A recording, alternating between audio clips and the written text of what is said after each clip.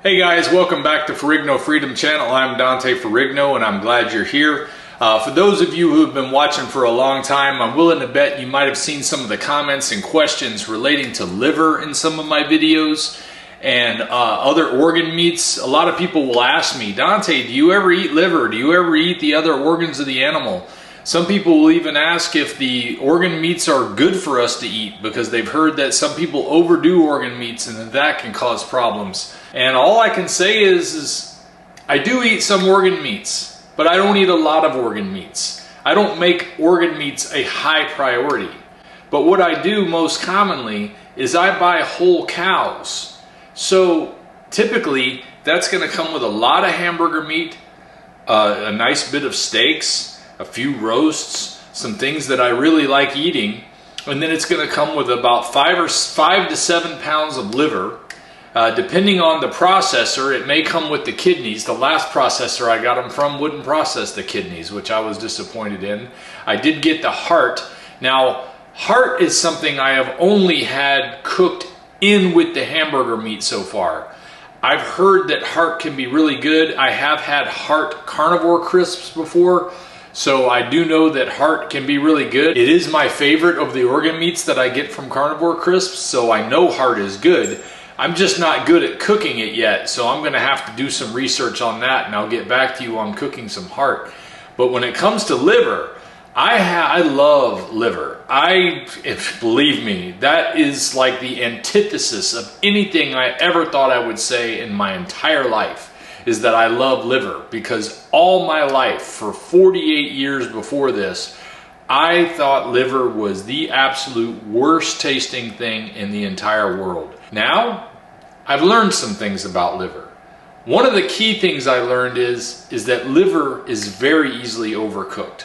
And when you overcook liver, it gives it a chalky flavor. It gives it like an aftertaste that is just terrible, but it also goes down very chalky, like you're eating meat that's got chalk ground up into it. The key is keeping it very rare. I've even had some people tell me that they like it raw. Now, I'm not big on raw meats, and that's another question a lot of people have is, do you ever eat raw meats? I've had steak tartare before, I've had raw oysters before, but ultimately when it came to oysters, I realized I was just enjoying crackers and horseradish and hot sauce, not the actual oysters, or usually cocktail sauce. But when it comes to eating steak, I love a good, seared, delicious exterior on a steak and a nice, rare, juicy interior.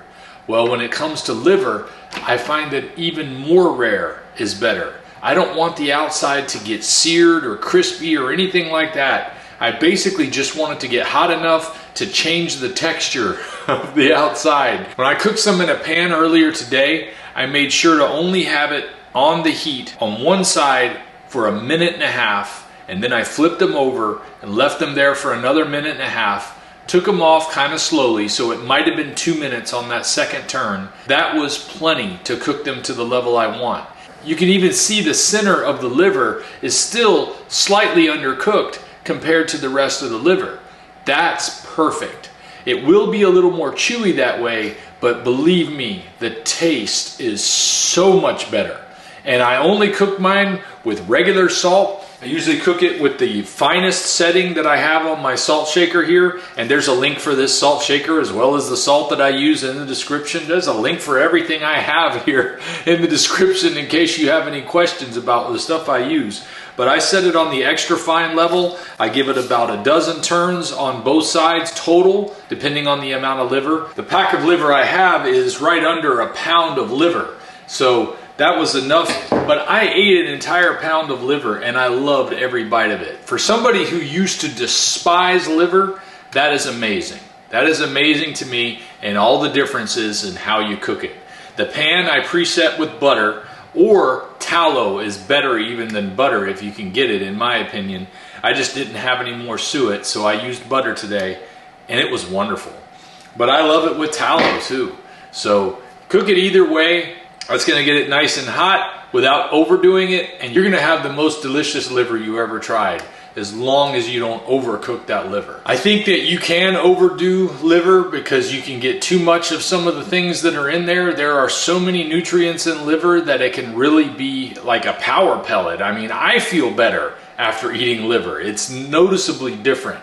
I only eat it about twice a month, because I get 6 or 7 of these packs of liver from one whole cow, and I can usually polish off a whole cow in about 3 to 4 months, depending on how much my family is eating it too. I've been buying a lot of store-bought meat for my wife because I've been trying to stick with only grass-fed, grass-finished beef for a period of several months to see if I really notice the differences that I've learned come from having the omega-3, omega-6 ratio that is in the cow meat that I'm buying as opposed to what's in the store meat. And so far, all I can say is I feel fantastic. Now, I felt fantastic before, so it's been really tough to judge so far, but I'm also looking at things like loose skin reduction. And I haven't really noticed a tremendous difference, but I will say I noticed the other day that I felt like it was smaller than it had been. But it's hard to measure. It's really hard to measure loose skin. But what I can say is that it is lower than it has been in the past, but I can't say yet whether it's directly related to grass-fed, grass-finished beef. I know I get off on a lot of little rabbit trails when I talk about these things with you guys, but I like to try to cover as much as I can to let you know what's going on in my head when I'm doing the diet the way I'm doing it, because I think it changes. This diet does change some over time. Whereas I used to eat a lot less fat, now I eat a lot more fat. I'm learning as I start studying more and more things. I'm still reading a book right now that's going to be dealing with insulin resistance. I had hoped to have a video out about that by this Wednesday, but it looks like it's going to be this Saturday. But so far, I'm taking more notes than the book even has, it seems like. So I'm going to have to really work hard to condense that video down for you. But it is a lot of really good information that's going to help, I think, a lot of people understand what's going on a carnivore diet and what the deal with insulin is, why it's important, why we don't need too much of it. There's a number of things that I'm going to be getting into. I'll get into that on the next video, guys. I appreciate you being here to hear me talk about liver and organ meats, and I'll see you guys next time. If we pay extra, could we maybe get some grease or fat? One of the things I do to fight back against big food and big pharma is to recommend companies that make animal-based products that are good for our bodies and good for our skin. In this case, I'm talking about Vintage Tradition. Vintage Tradition tallow balms are a go-to for me now, especially the unscented one. I like it because it doesn't have anything extra in it other than extra virgin olive oil and tallow rendered from suet. This is the interior fat, also called suet or kidney fat, highly saturated and therefore more therapeutic than any other. They don't use any trim fat or any other fats besides suet. So if you want some ancestrally appropriate skincare products that are going to help support the carnivore movement, head over to vintagetradition.com and use my discount code Dante, D-A-N-T-E, to save 10% on your order.